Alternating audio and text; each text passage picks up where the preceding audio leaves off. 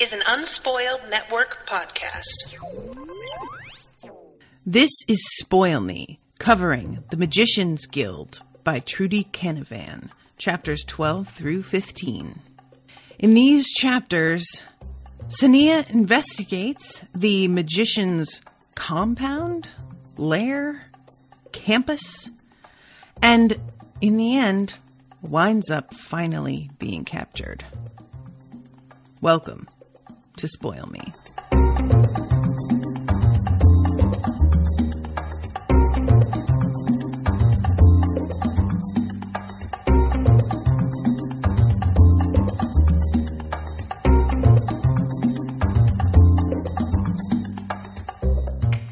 Welcome to the show, everybody. I am Natasha. Thank you to Ashley for commissioning this episode. Ashley commissioned this and another episode later today. So I'm going to be reading the follow-up chapters on this very shortly. And yeah, I have to admit that I didn't expect for Sonea to be captured this soon. And I don't know why, because I should have. I think, you know what it is? I think reading on the Kindle, you get sort of a skewed perspective on just how far along in a book you are. So when I look at the Kindle, chapter breakdown now, we're at about the halfway point here. So I should have been expecting it, but I think I didn't realize how far into the book I was. And I was really pleasantly surprised at how a lot of different things were handled here because, you know, there could be there could be a trope, and this, I think I even said that this is part of what I was expecting, was that Sonea was going to wind up being totally self-taught, that she was going to connect with other people who had magic, who were also poor and hadn't been trained or anything, and that she would wind up sort of creating a low class guild in the slums, which I still think would be fun, but it's a little bit easy to suggest that she'd be able to train herself. And something that I really liked about this is that Canavan makes it so that training herself is just not really an option. It's not like teaching yourself how to cook, where there's just trial and error and, oh, well, I wasted these ingredients, but I can always try again. She's destroying things. She's burning things. She's endangering people. And the books that she's getting that are, she's hoping are going to give her the recipe are illegible to her practically. Not only can she not read, but, well, she can, but she's getting taught how to read. But the words, once they are read aloud to her, don't mean anything to her because they're words that you are taught what the meanings are as part of your training to be a magician. So this is sort of what it makes me think of is trying to teach yourself quantum physics or something like that, where you just can't really do it if you aren't at least given an outline of how to start and where to start from someone who knows better. Teaching yourself from beginning to end is a very tricky proposition that requires its own sort of research just to set up a plan. And she doesn't have that. She's just nicking books where she can find them. And there's nothing to, there's no guarantee that the books that she's getting are going to be the ones that are helpful to her. And as we find out, the ones that they're getting, they're valuable. And when you find out that a book is really valuable, chances are it's not going to be a beginner level book. This is not Magic 101 that they're stealing. They're taking stuff that's valuable to older experienced magicians, something that she wouldn't be able to even use yet. So that was kind of gratifying in a way because it makes it so that magic doesn't feel like it's purely instinctual. There's obviously an instinctual aspect because a lot of it's getting triggered by her emotions, but it's not something that is, I think that it's tempting to have this, this sort of trope out there that if there's an organization surrounding something that they have overcomplicated it, and that the organization does not need to exist, but that it does because these elitists have decided to protect the knowledge and make it more mystical and mysterious than it really is. And that is sort of how I was viewing the guild up until this point, was that the guild was just trying to discourage anybody who had any magical skill and who wasn't of the upper classes from showing that they had it. And they were trying to make magic seem like it was so much trickier than it is, in order to kind of gain a sort of notoriety or respect. And as it turns out, the guild seems, if it weren't for the way it operates, the guild seems pretty necessary.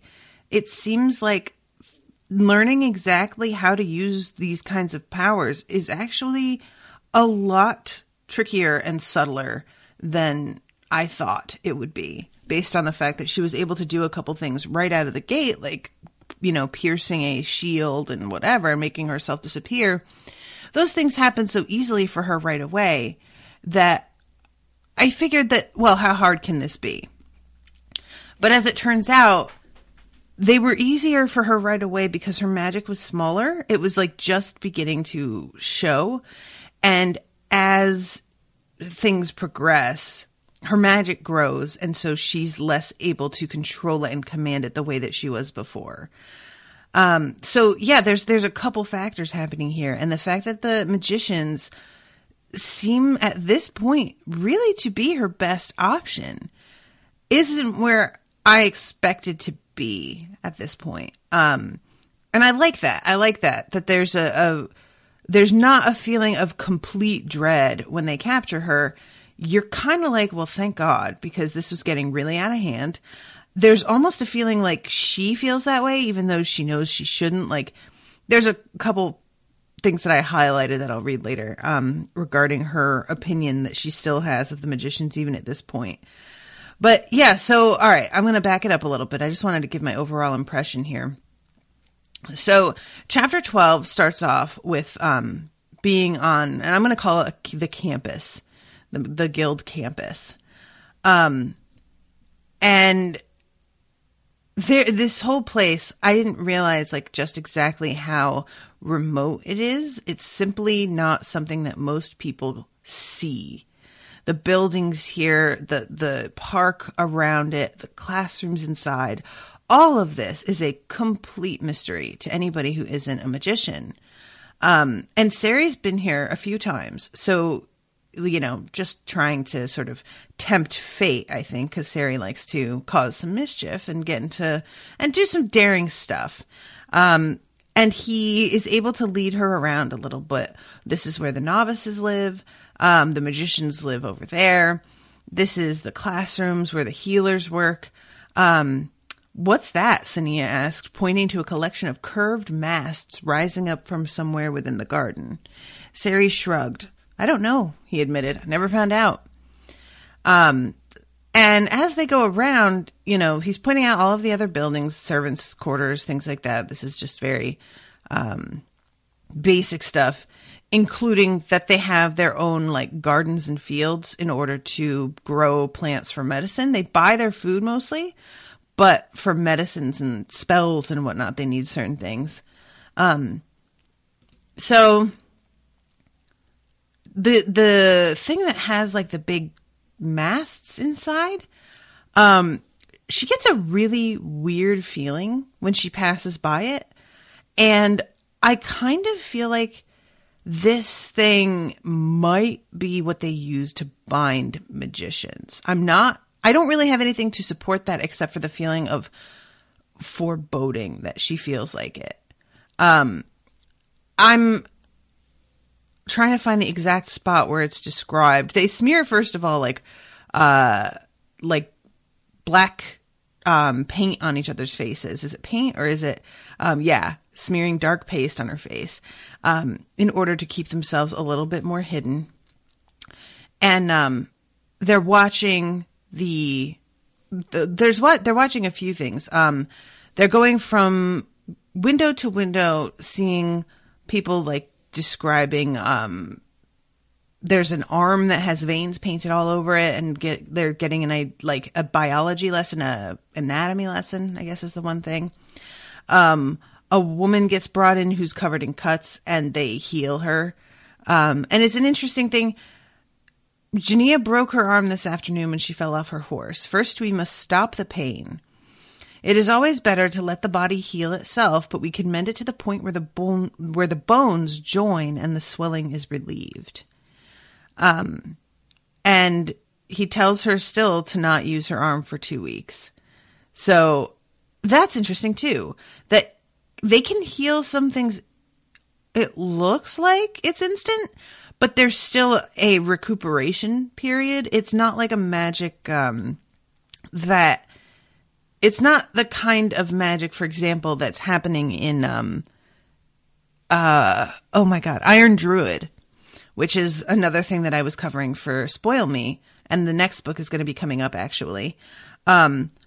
But Iron Druid, he is able to draw power from the earth and heal himself. And the healing happens really quickly and is complete and instantaneous. This is very different, where it's like the pain is able to be relieved. The worst of the break and the cuts are able to be relieved. But the body is still like recovering from the trauma of the injury, which I kind of like, because I honestly have never been a huge fan of magic that heals you immediately. It just feels so easy. And it's one thing if you have, like, to use a D&D term, a healer in your party. That's one thing where you have a bunch of people who can get injured and only one person who can help all of them. And their power has to be spread around, and maybe it's like there's potential there for that person to get exhausted, or if that person dies, then you don't have anybody. But when everybody is able to do this sort of thing to themselves, the stakes feel a lot lower all of a sudden. You still, like, even in Iron Druid, if somebody cut his head off, he doesn't heal himself from that. He's dead. But anything shy of an instantly mortal wound, he's probably going to be able to recover from. And that does take a little bit of the tension out of everything, you know? So anyway, this must be a class for skilled novices, she reasoned. New novices would not know how to treat an injury like that. If she found a class for new novices, she might be able to understand it.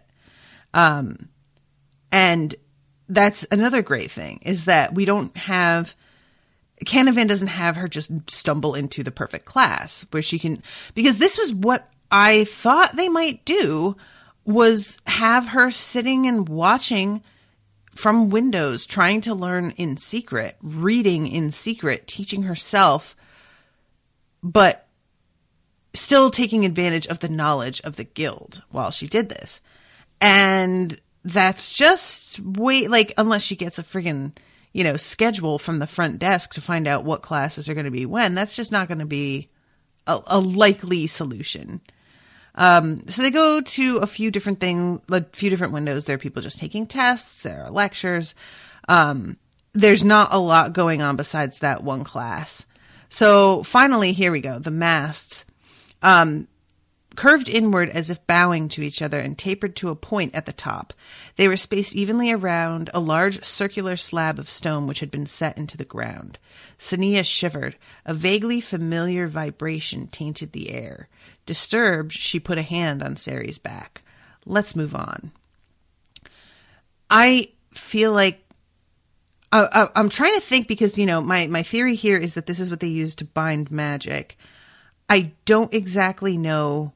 I feel like maybe you need to take a few magicians and gather around to overpower the magic of whoever that you're trying to bind. Or maybe the masts act as conductors to pull the magic out of a person, which I'm curious then where it would go. We have the familiarity of the vibration, which I don't really know what to make of that. Why would whatever vibration they use to bind magic be familiar to her? So maybe I'm wrong. I just don't really know what this could be. And it's a little ominous, you know? And the description of it, curved inward, bowing to each other with a thing. Like it's like a bunch of antennas curving towards something in the middle, you know, the huge giant antennas. So yeah, this is just such a weird little tease. And I'm worried that they're going to try and vote to bind her magic, and that they're going to try and do that, and it's not going to go super well. But I'm hoping that Lord Rothan will be able to keep that from happening, because obviously she's got some power. It's just whether or not everybody is afraid enough of her, or if they are disdainful enough of her low birth, you know, will that factor in enough? So she keeps looking around and peering through windows, and there's just not much more to see here. So finally, there's a point when they're watching people try and like get into each other's minds, which I really like, and that she's a little like flipped out that that's even like a possibility. And there's a sort of a Star Wars moment when they stumble upon some people like dodging a point of light that is flying around the room. Hold still, stand your ground. 4 of the novices were already standing still. When the bright speck came close to them, it was propelled away like a swatted fly.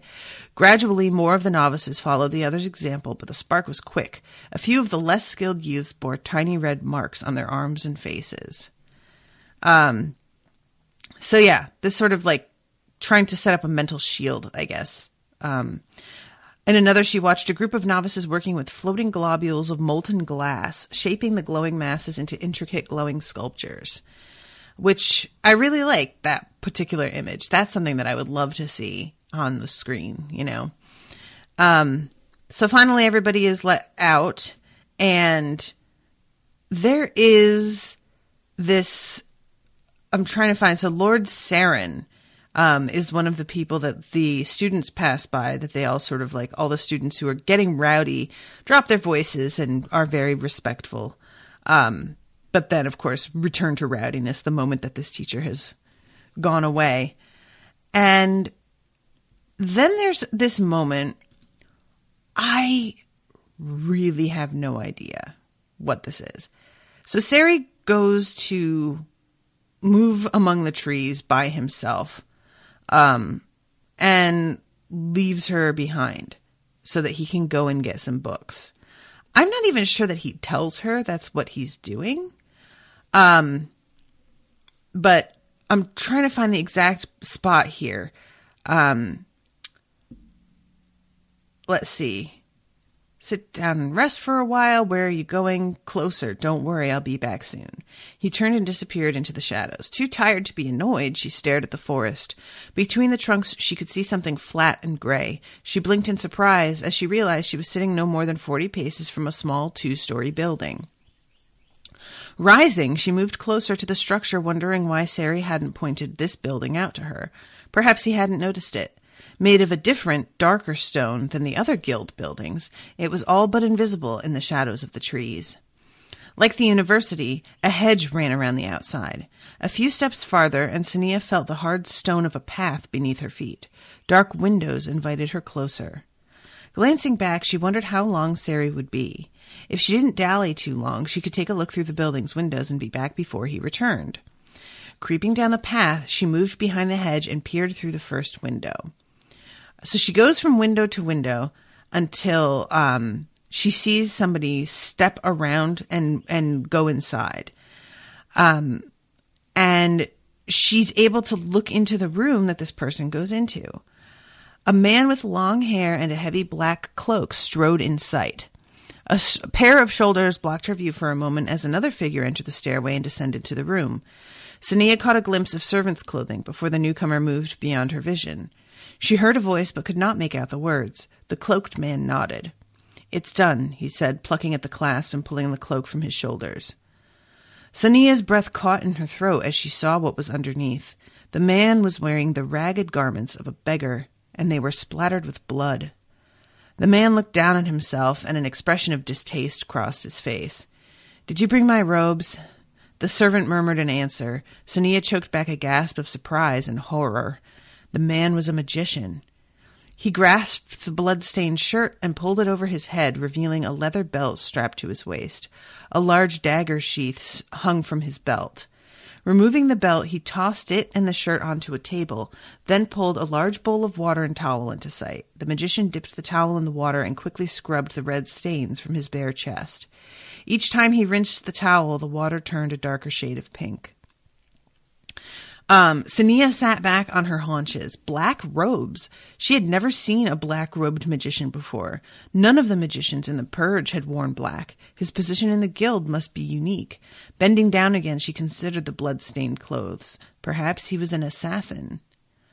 So there's a couple things here. One, I had been thinking, for some reason, that all of the magicians wore black. I think I was thinking that because the cover of this book is I think Sonea. It looks to be a woman swirling around in black robes. And you know, I'm not exactly sure what to make of that, if that's just like the artist's interpretation, because covers so frequently the author isn't even consulted on what they think of a cover. So it might have nothing really to do, or it could signify that something happens to put Sonea into the position that this person is in now. But there's also the question of who exactly this is, because what I initially thought for a moment was that this was Daniel, and that Daniel was coming back from having been in his disguise, because he wasn't really supposed to be in disguise. Everybody has been poo-pooing the idea of him trying too hard to not look like a magician because they find that to be beneath them. So I thought, well, maybe he decided to go ahead and do it, but be shady about it and do it in a building that isn't really used to get changed so that nobody would see him. But the problem with that idea is that we have been in Daniel's head, and this whole thing doesn't feel familiar to him at all. We haven't heard him thinking about, and that's not to say that there aren't books in which, despite being in the POV of the character, they still manage to hide certain thoughts from you. But I don't get the impression that that's what this book is going to do. This isn't a Gone Girl scenario, because in Gone Girl, you're in the POV of a character being accused of murder who never thinks to himself, but I didn't do it, specifically, or but I did it. There's no distinct yes or no. And that feels a little bit disingenuous to how human beings actually think. However, as much as of a problem as I can have with that kind of thing, I also enjoy it to a degree. But that doesn't feel like what this book is doing. So then comes the other weird part. The dagger's handle glittered in the light. Gems set within it sent out glints of red and green. The magician examined the long, curved blade closely, then carefully wiped it on a towel. He looked up at the hidden servant. "The fight has weakened me," he said. "I need your strength." She heard a murmured reply. The servant's legs moved into view, then all but his head appeared as he dropped to one knee and held out his arm. The magician grasped the man's wrist. Turning it upward, the magician ran the dagger lightly across the man's skin. Blood welled, and the magician pressed his hand over the wound as if he intended to heal it.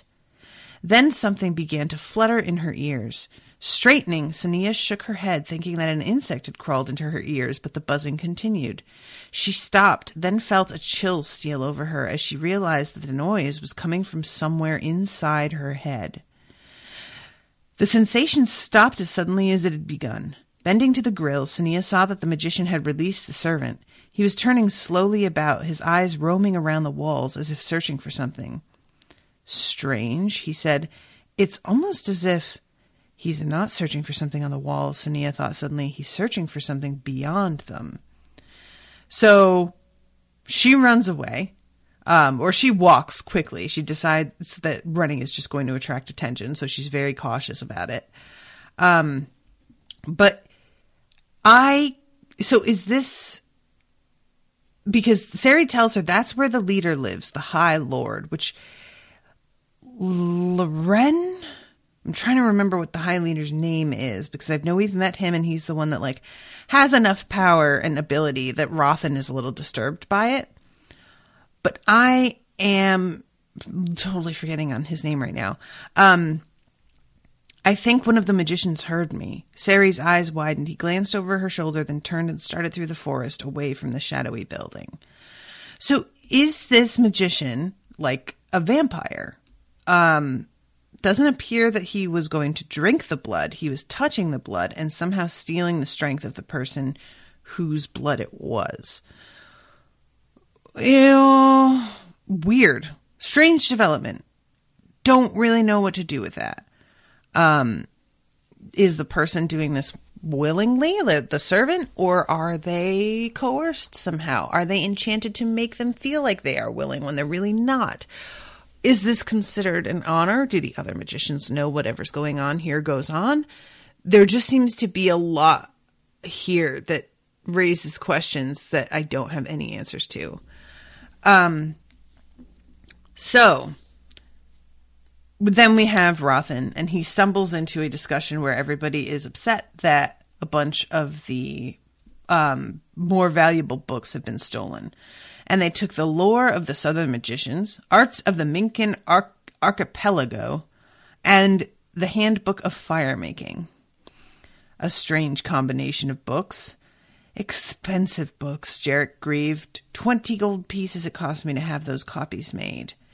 Then your thief has an eye for value. Books of that rarity would be hard to hide. Yeah, he doesn't have an eye for value. He just don't know how to read, and so he probably grabbed the prettiest books and newest and best-looking books that he could find. So this is kind of like one of those things that I'm expecting these two roaming around to be caught just because they're roaming around. But instead, they're attracting attention because of stealing. And everybody's sort of assuming that it's probably one of the novices who stole them, which you would, because the idea that somebody else is able to sneak in here hasn't seemed to occur to any of them, because they're that arrogant, you know? So Daniel comes in, and Rothan comes over and asks him if he's had any luck. No luck, but at least I wasn't followed by knife-wielding foreigners this time. And where is it? Akkarin. Akkarin. That's the name of the leader. Akkarin. I forgot. Lauren or Lothan or something. He's the one that's Akkarin's like assistant, I think, and the one that has implied that he's on Lord Rothan's side regarding his feud. I hate to call it a feud with Fergan, because it doesn't feel like Rothan has anything personal, and I feel like in order for there to be a feud, it has to be personal. But I'm pretty sure that Fergan would see it that way, so that's what I'm going to go ahead and call it.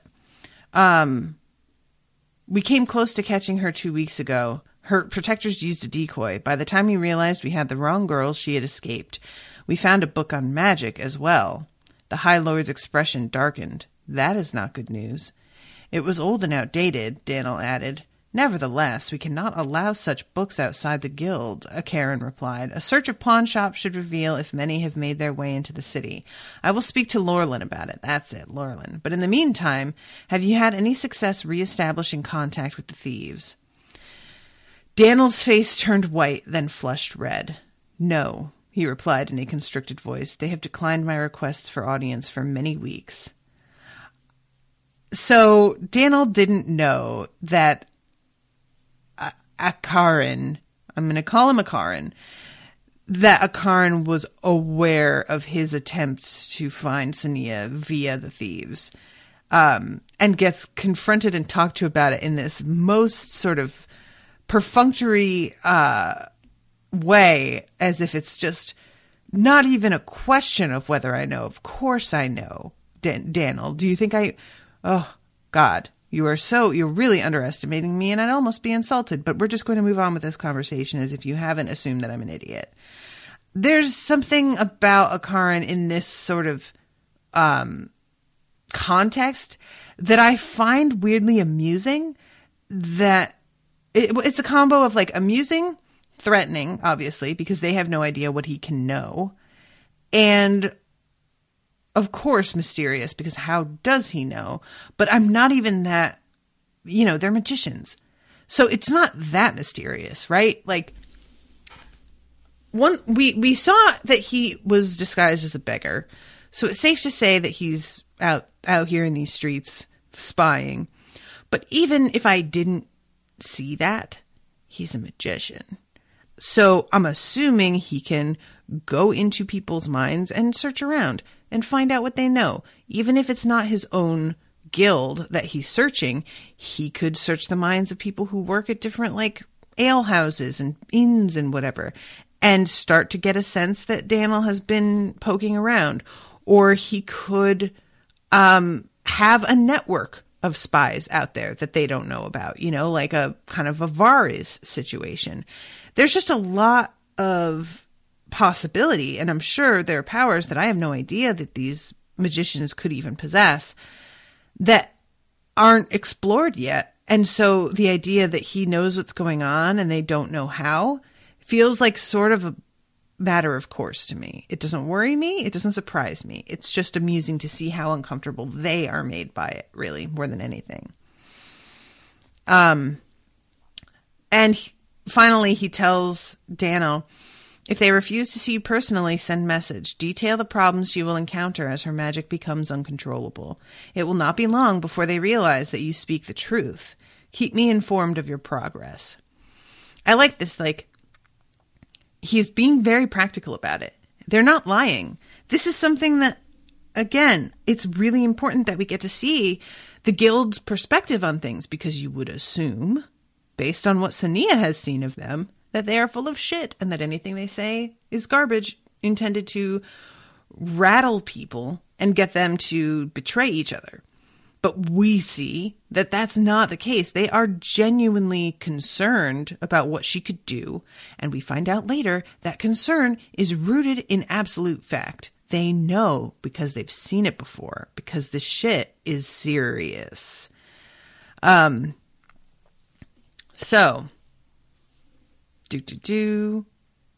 curled the edges of the page and sighed. Why couldn't these guild writers use normal, sensible words? This one seemed to have enjoyed arranging his sentences in ways that bore no resemblance to normal speech. Even Saren, the middle-aged scribe who was teaching her to read, could offer little explanation for many of the terms and phrases. So, yeah, this is something that I don't think I anticipated at all. Like, honestly, when I saw that he had gotten some books, did I expect them to necessarily be perfectly relevant to her learning magic? No. But did I think that it was just going to be straight gibberish to her? Definitely not. Like, I like that. I always like being surprised, and I especially like being surprised when it's something that makes sense or is something that could make sense if I knew more about the world, which I just don't yet. And so it opens up the possibility for some other things. And that's where I feel like if they're using whole words and arrangements of sentences, basically it's as close as you're going to get to like another language. There is so much for her to learn still then, that it gives the magical world this sense of like hugeness that is kind of cool, and I'm very interested to see what other magic exists in this world, because all we've seen really is like being able to set up shields, create fire, talk amongst themselves, like with the psychic link, and send each other like mental images. And I'm trying to think what else.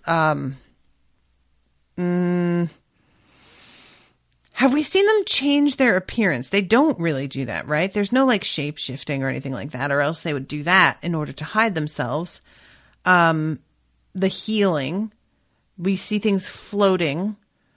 This is all sort of basic magic, like the sort of thing that you would expect to see.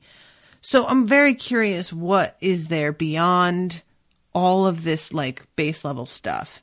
Because there has to be magic that not just the novices, but even that the professionals don't necessarily do, because there are all different levels of ability as well. Like Fergan is not very strong, so I would imagine that he's not even able to attempt some of the magic that somebody like maybe Rothan is able to attempt.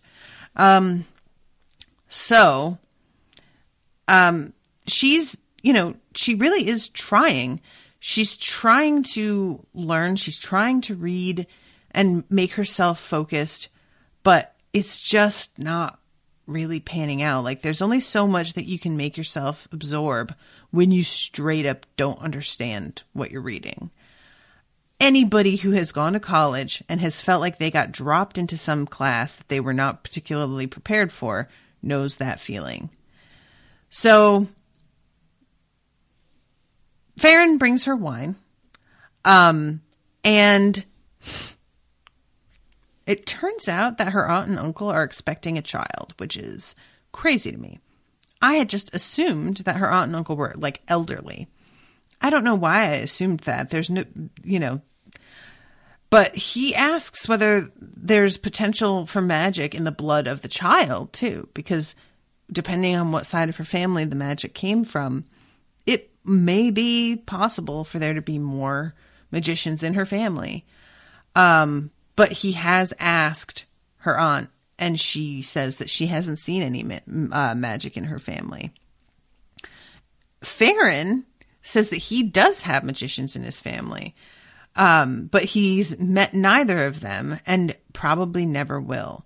My mother was the daughter of a wealthy lawnmower merchant. My father was a Curalian sailor working for a ship captain who regularly transported wares for my mother's father. They met first by chance, then in secret. The lawnmower, as you know, keep their women from sight. They don't test them for magic, as the only place they can learn to use it is the guild, and the lawnmower believe it is unseemly for women to be far from home, or even speak to men other than those in their family. When her father discovered that my mother had been seeing a sailor, she was punished. They whipped her, then imprisoned her in one of their towers. My father left his ship and stayed in Lawnmar seeking a way to free her. He did not have to wait long, for when her family discovered she was with child, they cast her out in disgrace. Cast her out? Surely they would just find a home for the child. No. They considered her spoiled and a disgrace to her family. Their traditions required her to be marked so that other men would know her crime. Then she was sold in a slave market. She had 2 long scars on each cheek and 1 down the center of her forehead. Yeah. So, that old patriarchy rearing its head again.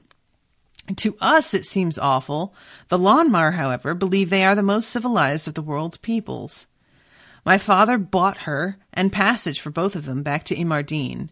Their troubles did not end there. He had caused the ship captain to lose an important customer, as my mother's family would not trade through him anymore, and no other ship owner would hire my father, so my parents grew poorer. They built a house in the slums, and my father took a job in a Goran slaughterhouse. I was born soon after. Even a lowly thief can have magic in his blood. My father died in the battles after the first purge. To have enough money to feed us, my mother became a dancer in a whorehouse. Life was hard. One of her customers was an influential man among the thieves. He liked me and took me in as his son. When he retired, I replaced him, then worked my way up from there. So that's an interesting origin story. Farron, sorry, buddy. That does sound like a rough life. Like his parents, and it's one of those things where it's like, well, love conquers all, and it's like, maybe. This is the sort of story I really like because you can see how love may not. Like, it seems like his parents stayed together and wanted to be together and made it work, but this kind of hardship could easily tear a couple apart. Cause resentment between the two of them, where one feels like, well, I used to have this home and now I don't, and it's because of you. Or the just having financial problems can be enough to make it like that's one of the top reasons cited for divorce today is that there are money problems and they don't feel like the other is taking it seriously or whatever. And it's just a tough thing to read about, something that starts off so romantic, sort of like slowly disintegrating. But when I say disintegrating, that's a real outside perspective that may not actually be true. Their relationship might have stayed strong despite the circumstances. It just sounds really rough from the outside. So, yeah. It's, I don't know. I just really liked hearing about that. I like hearing about the rest of the outside world and the, situations that other people than the main characters are involved in or come from, because it gives a greater sense of the sort of society that this world has decided to create and what that society deems out of the question. Because the fact that Sonea reacts the way that she does, obviously what the people in Lonmar do is not something that she's familiar with or that she agrees with.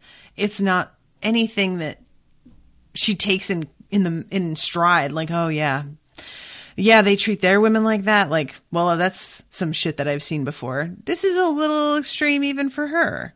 So that gives you an indication of a little bit more of what's expected in this society, as well as the variety of other cultures that exist out there. So anyway, going off topic here a little bit. Sonea thought of her aunt and uncle and the child they were expecting. Until the magician stopped searching, she would not be able to see them. How she longed to talk to them. She looked down at the book and felt a surge of frustration and anger. Don't they ever give up? She jumped as a loud bang echoed through the room, followed by a light patter of something scattering over the floor. Looking down, Sonea saw fragments of a white ceramic vase. Now, Sonea, Farron said, shaking his finger at her, I don't think this is a nice way to repay Saren for... He stopped abruptly, then slapped his forehead and groaned. They'll know you're in the city. There's more than one reason why I told you to avoid using magic while you're here, Sonea. I'm sorry, I didn't mean it. First, I can't make it happen when I want, and now it happens when I'm not even thinking about it. Farron's expression softened. Well, if you can't help it, you can't help it. I loved that moment because Farron is so understanding. It's just so much, he's just so much more of a reasonable person than I expected, to be honest. Like, he's a thief. And he's a leader in the thieves. I kind of expected him to be this like completely obstinate hard ass. And instead, he listens to people and takes it under advisement and understands, or at least, I don't know. He's just so much more easy to communicate with, I guess, than I expected. So he says the magicians won't have been close enough to work out your location, though they'll probably be all over the North Quarter tomorrow. I don't think I need to move you yet. Just try not to use your magic again.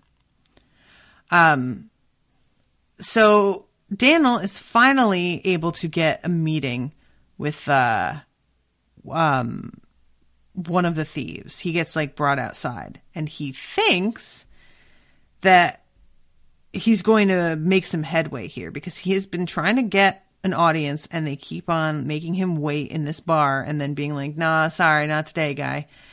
So he goes outside and follows, and as they reach the entrance of a nearby alley, a cloaked figure stepped out in front of Daniel, blocking his path. Lord Daniel, what a surprise! Or should I say, what a disguise! Fergan was smiling broadly. Daniel stared at the magician, his disbelief rapidly turning to annoyance. Remembering other times many years before, when he had been pursued and taunted by a younger Fergan, an uneasiness began to nag at him. Then he became annoyed with himself. Straightening his shoulders, he drew a little petty satisfaction out of being a head taller than the other magician. I want to know why you're wandering about the slums in such a state. If you don't tell me, I'll be forced to speculate. I'm sure my friends will be happy to help me guess your reasons. Obviously, you don't wish it to be known why you're here. Is there a scandal you're hiding? Are you involved in something so embarrassing that you must dress like a beggar to avoid discovery? Are you visiting the brothels? This whole thing is so irritating. Fergan has no idea that and I'm so glad, because I was wondering if Daniel was just going to say this shit, and I wanted him to, but I wasn't sure if he felt like he should keep it secret or not. But finally, you couldn't keep your mouth shut or out of the gutter if you wanted to, and everybody knows it. Get out of my way before I'm forced to report you. From what I remember, this is Fergan, there's a rather strict law concerning magicians and what they must and where they must wear robes. Do they know you're breaking it? Daniel smiled. It's not entirely unknown. A flicker of doubt broke Fergan's gaze. They're letting you? They, or I should say, he, instructed me to, Daniel replied.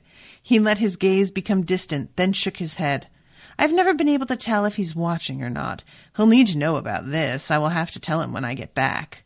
Fergan's face had turned a shade whiter. No need. I will talk to him myself. He stepped aside. Go, finish your work. Taking another step back, he turned and hurried away. Smiling, Daniel watched the warrior disappear into the thickening snow. He doubted that Fergan would speak a word to the High Lord. Yeah, I was like... I guess what it was I wasn't sure if Akkarin wanted other people to know that he was aware of what Daniel was doing. And I didn't want Fergan to get away with saying this shit to Daniel, but I also didn't want Daniel to completely be like, well, you know, he knows what I'm doing. So like the way he sort of gets around this, it's not entirely unknown. I have instructions and I will have to tell him that you got in my way. It's all, he is saying it, but it's done in such a less like tattletale-y way than I imagined he could pull off, that I feel really good about it. So I hardly have any time left, and I'm not even at the thing. So I need to speed this up. I'm sorry. Sonea gets visited by Ranel and Jana, who, you know, I love that Farron is able to bring them to visit her. However, her emotions kind of get the better of her when she sees them. And there is a problem.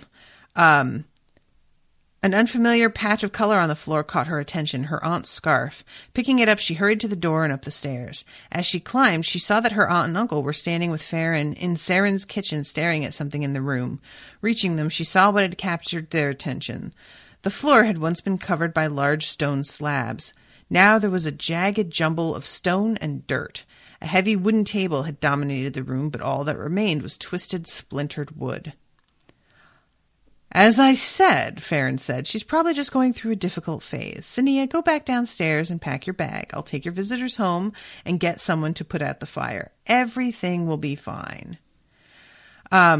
Meanwhile, the magicians are searching for her desperately, like really starting to get sincerely worried. Talking to each other, we have Rothan, Karen, who's the other one? Sarl, Keanu, Daniel. I think there's more of them, but those are the ones that are like talking to each other on this page. She's moving towards us. She crossed our path a moment ago, heading south. Fergan, what's happening? She saw me. Don't approach her, Rothan warned. The buzz of magic stopped abruptly. Darren and Rothan exchanged a glance, then hurried on. So reaching a crossroads, they saw Fergan standing in one of the alleys, looking through a grill in a nearby wall. I was waiting for Karen to meet me when I heard noises through the grill. So you went in by yourself and frightened her off. No, I remained here as ordered. Did she see you watching and become frightened? Rothan asked. Was that why she started using her powers? Yes, Fergan shrugged, until her friends knocked her out and ran. To which I was like, what?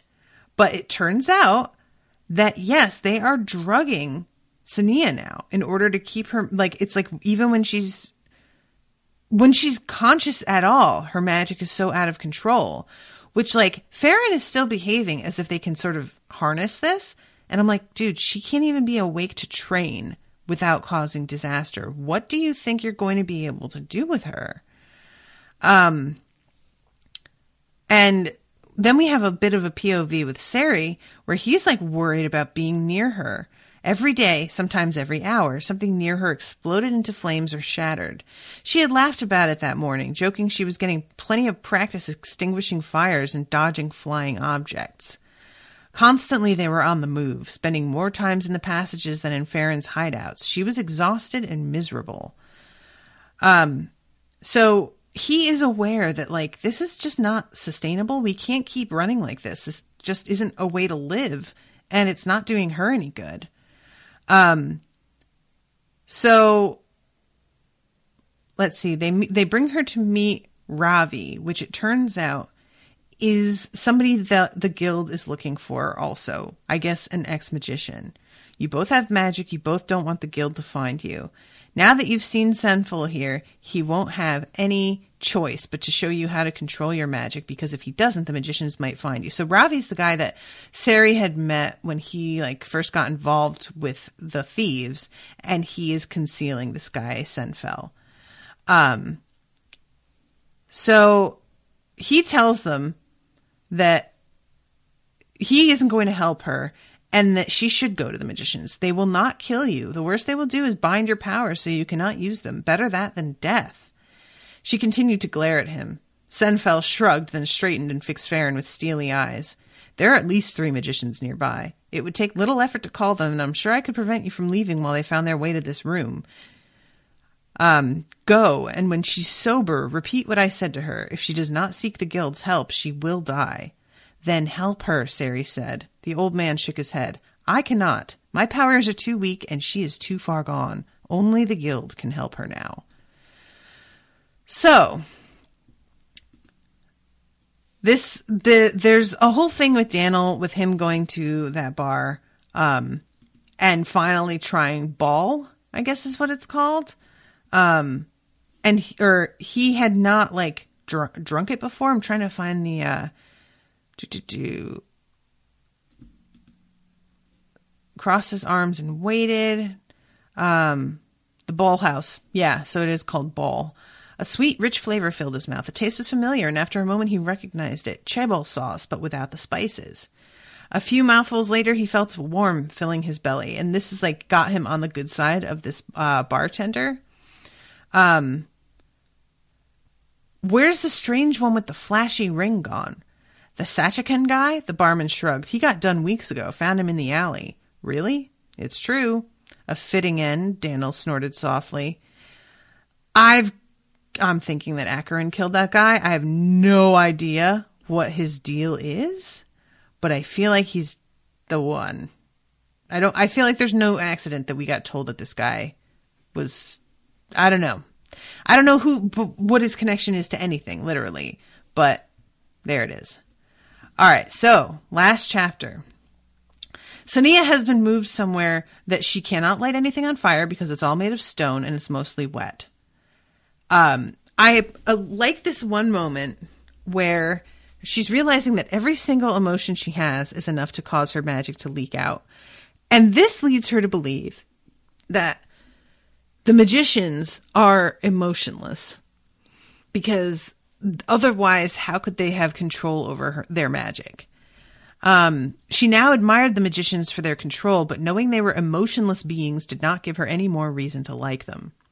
There was a light tapping on the door, then it began to open. Smothering a twinge of apprehension, she rose and peered through the widening crack. You have to move again. But I haven't done anything. Perhaps you didn't realize. Oh, dear. So they start leaving, and this is when the magicians descend on her. They really have her pinned down too. There is no way for them to get away. They even come from above. One of them steps out of a 3rd-story window and just floats to the ground, which is super awesome. To be honest, that's real threatening. So she thinks finally, at one point she realizes she's managed to hide herself, that they can't see her. And there's this dude who grabs her, and she has a knife that she stabs him in the thigh with. She's like getting serious, like ready to kill somebody to escape. And they just manage to stop her before things go too far and she really hurts somebody. As she looked at the closest magician, she felt a shock of recognition. This was the magician who had seen her during the purge. He stared into her eyes intently. "Do not fear us, Sonea," he said. "We will not harm you." One of the magicians muttered something. The older magician nodded, then the others slowly withdrew their hands. An invisible force held her against the wall. Unable to move, she felt a wave of despair, followed by the familiar sensation of magic slipping beyond her grasp. The other 3 magicians ducked as the wall behind them burst, showering the alley with bricks. A man in a baker's apron stepped up to the opening, his face dark with anger. Seeing the 4 magicians, he hesitated, eyes widening. One of the magicians turned and made an abrupt gesture. "Get yourself away from here," he barked, "and everyone else on the block." "We are not going to hurt you. A searing heat pressed her face. Turning, she saw the bricks nearby were glowing red. A trickle of something ran down the wall. She heard one of the magicians mutter an oath. "Sonea, stop fighting us. You will harm yourself." The wall began to shake. The magicians threw their arms out as the tremor spread. Sonea gasped as cracks began to shoot from the ground beneath her feet. "Slow your breathing," the magician urged. "Try to calm yourself." And finally, he is able to get into her head a little bit. He has to convince her to. And as he is, shit is still happening. She's still causing destruction all around her. His face began to shimmer, and she realized that the air about her had begun to ripple with heat. It seared her face, and she bit back a cry of pain. The magician and his companions appeared unaffected, but their expressions were grim. "We don't have enough time to explain. I will attempt to show you, but you must not resist." At once she became aware of a person at the edge of her mind. She knew instantly that his name was Rothan. Unlike the minds that she had sent searching for her, this one could see her. "Listen to me. You have almost completely lost control of your powers. Look for this in your mind." She became aware of a place within herself that was both familiar and strange. As she focused upon it, it became clearer. A great blinding sphere of light floating in darkness. This is your power. It has grown into a great store of energy, even with you drawing upon it. You must release it, but in a controlled way. Do not try to reach for it until I show you how. Watch me. He called her attention away. She followed him somewhere else, and she became aware of another sphere of light. Observe. She watched as, with a flexing of his will, he drew power from the sphere, shaped it, and let it go. Now you try. Focusing on her own light, she willed a little of its energy to come forth. Magic suffused her mind. She had only to think of what she wanted it to do, and it was gone. That's right. Now do it again, but keep drawing until you have used all the power you have. All? Do not be afraid. You are meant to be able to wield that much, and the exercise that I have shown you will use it in a way that will not cause harm. Finally, she gets it all gone. She opened her eyes and blinked at the destruction surrounding her. The walls were gone, replaced with smoldering rubble for 20 paces in all directions. The magicians regarded her cautiously. You think? He smiled and bent to place his hand on her shoulder. You are safe for now, Sonea. You have used all your energy. Rest. We will talk soon. So then he passes his arm over her, and she goes unconscious. And Sari, poor Sari, all he sees is that they got her. As far as he knows, she's dead, or will be soon. I'm really curious about what Sari's going to do in response to this, because I feel like this can't be good. Then there's this weird moment where he looked up to see the man who had blocked his retreat from the alley had returned and was now staring at him intently. Sari ignored him. His eyes had found a bright color all in the dust and rubble. He crouched and touched the ribbon of red dripping along the edge of a broken brick. Blood. Footsteps drew near. A boot appeared beside the blood, boots with buttons in the shape of guild symbols. Anger blazed through Sari, and he rose and struck out in one motion, aiming for the man's face. The man caught Sari's fist neatly and twisted. Unbalanced, Sari stumbled and fell, his head striking the broken wall. Colors flashed before his eyes. Gasping, he staggered to his feet, his hands pressed to his head in an attempt to stop the world spinning. The man chuckled. "Stupid dwell," he said. Running his fingers through his fine blonde hair, the magician turned on his heel and stalked away. That's gotta be Fergan, right? I don't remember if we find out what exactly he looks like. Honestly, I don't remember the descriptions of most of the magicians. I feel like I need to go back and reread that because I suspect that should have stuck with me more than it has. But yeah, so that's it. Sonea is captured. And I'm just very hopeful that Fergan does not get his nasty little paws on her. Hopefully Rothan is able to... I just don't try and bind her magic, guys. It's not going to go well for anybody, I don't feel like. All right, so I'm going to wrap this up. Right after this, I have Parable of the Sower, which y'all can join me for if you are available. And later on today, I have the second installment of Magicians Guild. So that's going to be... There's going to be some reading happening. I'm very interested. But thank you again, Ashley, for commissioning this episode. This has been really fun. And I just appreciate all of you for listening and supporting me. If you're interested in commissioning something, you can go to unspoiledpodcast.com/shop. And, of course, join the Facebook group to organize with other people if you're interested in doing something longer at facebook.com/groups/spoilmepod. All right, everybody. Thank you again. And toodaloo, motherfuckers.